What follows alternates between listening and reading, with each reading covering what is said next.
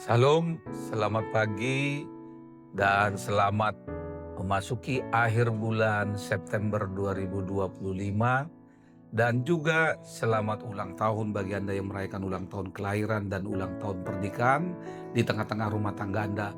Kiranya Tuhan memberkati hidupmu dan keluargamu. Kami juga selalu berdoa kepada Bapa di surga bagi Bapak Ibu yang masih saja terbaring lemah di tempat tidur, baik di rumah sakit maupun di rumah Anda. Kiranya Tuhan menjawab doa kita dan Anda sekalian diberikan kesembuhan untuk dapat kembali beraktivitas sebagaimana biasanya. Sebelum kita memulai segala sesuatu aktivitas di akhir bulan September 2025 ini, mari kita terlebih dahulu mendengarkan firman Tuhan untuk hari ini. Firman Tuhan diambil dari kitab Yosua pasal 3 ayat 5, beginilah dikatakan. Kata Yosua kepada bangsa itu, "Kuduskanlah dirimu, sebab besok Tuhan akan melakukan perbuatan ajaib di antara kamu." Demikian firman Tuhan. Saudara-saudari yang terkasih di dalam Tuhan kita Yesus Kristus, kita seringkali merindukan keajaiban atau mujizat Tuhan terjadi dalam hidup ini. Seperti pemulihan, kesembuhan, pemulihan hubungan, terobosan dalam pekerjaan, atau jawaban doa tentunya. Namun pesan ini mengingatkan kita bahwa Tuhan mau kita menata hati terlebih dahulu dengan cara menguduskan diri.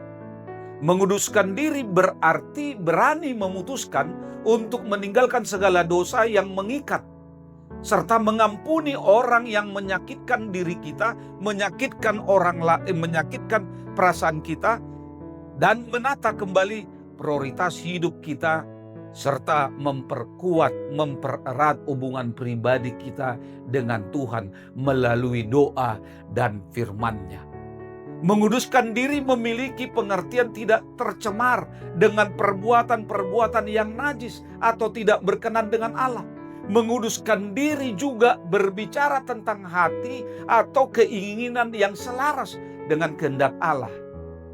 Dan menguduskan diri memperlihatkan, menunjukkan kepada sikap atau prinsip bahwa Allah tidak akan bertindak dengan penuh kuasa atau melakukan mukjizat untuk umatnya jikalau hati mereka belum kudus. Keinginan Allah untuk setiap umatnya juga kudus seperti dirinya yang adalah kudus. Sebelum kita meminta, memohon Allah melakukan tanda dan keajaiban di dalam kehidupan kita ini, kita harus memastikan lebih dahulu bahwa hidup kita telah kudus. Tidak mudah tentunya untuk hidup kudus karena kita masih hidup di dalam daging yang sudah tercemar oleh dosa. Untuk bisa kita hidup kudus, kita perlu hidup dipimpin dan dituntun oleh Allah melalui Roh Kudus.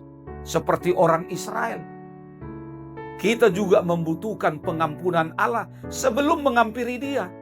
Di dalam Yesus Kristus kita telah ditebus dan kita telah dibebaskan dari belenggu dosa. Oleh karena itu menghampiri Allah yang kudus tentunya dengan hati yang telah dikuduskan dan telah disucikan oleh Kristus melalui kematiannya di kayu salib. Ketika hati kita telah disucikan, kita berada di posisi yang tepat untuk menyaksikan dan melihat serta mengerti karya keselamatan Tuhan. Mukjizat yang akan kita alami bukan hanya dalam bentuk masalah yang terselesaikan, tetapi juga hati yang diperbarui, iman yang dikuatkan dan diteguhkan, dan hidup yang semakin serupa dan semakin mendekat dengan Kristus. Saudara-saudari, firman Tuhan hari ini, pesan yang sama juga berlaku bagi kita. Kuduskanlah dirimu, sebab Tuhan akan melakukan perbuatan ajaib. Mari kita sambut janji ini dengan hati yang tulus, hati yang rela dibentuk dan disucikan. Sebab mukjizat terbesar bukan sekedar keajaiban yang terlihat oleh mata kita, tetapi perbuatan yang membuat kita semakin dekat kepada Tuhan dan setia sampai akhir. Itu yang mau dikatakan oleh kita.